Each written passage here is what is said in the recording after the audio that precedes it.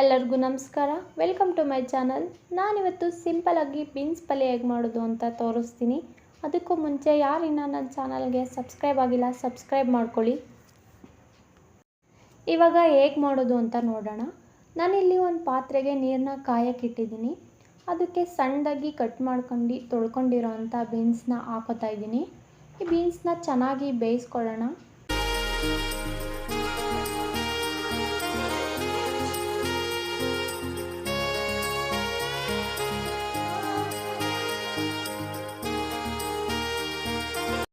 ಇವಾಗ ಇದು ಚೆನ್ನಾಗಿ ಬೆಂದಿದೆ. ನೀರು ಮತ್ತು ಬೀನ್ಸ್ನ ಸಪ್ರೇಟ್ ಮಾಡಿ ಎತ್ತಿಟ್ಕೋಬೇಕು. ನಾನು ನೀರು ಮತ್ತು ಬೀನ್ಸ್ನ ಸಪ್ರೇಟ್ ಮಾಡಿ ಎತ್ತಿಟ್ಕೊಂಡಿದ್ದೀನಿ. ಇವಾಗ ಇಲ್ಲಿ ಒಂದು ಪ್ಯಾನ್ನ ಕಾಯಕ್ಕೆ ಇಟ್ಕೊಂಡಿದ್ದೀನಿ. ಅದಕ್ಕೆ 4 ಟೇಬಲ್ ಸ್ಪೂನಷ್ಟು ಎಣ್ಣೆನ ಹಾಕ್ಕೊಂಡಿದ್ದೀನಿ. ಎಣ್ಣೆ ಕಾದ ನಂತರ ಅದಕ್ಕೆ ಸಾಸಿವೆ ಮತ್ತು ಜೀರಿಗೆ, ಕರಿಬೇವಿನ ಸೊಪ್ಪನ್ನ ಹಾಕ್ಕೊಂಡಿದ್ದೀನಿ. ನಾನಿಲ್ಲಿ ಒಂದು ಈರುಳ್ಳಿ, ಒಂದು 5ರಿಂದ 6 ಹಸಿಮೆಣ್ಸಿಕಾಯಿನ ತೊಗೊಂಡು ಇದನ್ನ ಚೆನ್ನಾಗಿ ಫ್ರೈ ಮಾಡ್ಕೊತಾ ಇದ್ದೀನಿ. ಈರುಳ್ಳಿ ಮತ್ತು ಮೆಣಸಿನ್ಕಾಯಿ ಚೆನ್ನಾಗಿ ಫ್ರೈ ಮಾಡ್ಕೋಬೇಕು. ಈರುಳ್ಳಿ ಕಲರ್ ಚೇಂಜ್ ಆಗೋವರೆಗೂ ಚೆನ್ನಾಗಿ ಫ್ರೈ ಮಾಡ್ಕೋಬೇಕು. ಇಲ್ಲಿ ಈರುಳ್ಳಿ ಚೆನ್ನಾಗಿ ಫ್ರೈ ಆಗಿದೆ. ಈರುಳ್ಳಿ ಚೆನ್ನಾಗಿ ಫ್ರೈ ಆದಮೇಲೆ ಅದಕ್ಕೆ ಬೇಯಿಸಿಟ್ಕೊಂಡಿರೋ ಅಂಥ ಬೀನ್ಸ್ನ ಹಾಕೋತಾ ಇದ್ದೀನಿ. ಬೀನ್ಸ್ನು ಸಹ ಎಣ್ಣೆಲಿ ಚೆನ್ನಾಗಿ ಫ್ರೈ ಮಾಡ್ಕೋಬೇಕು.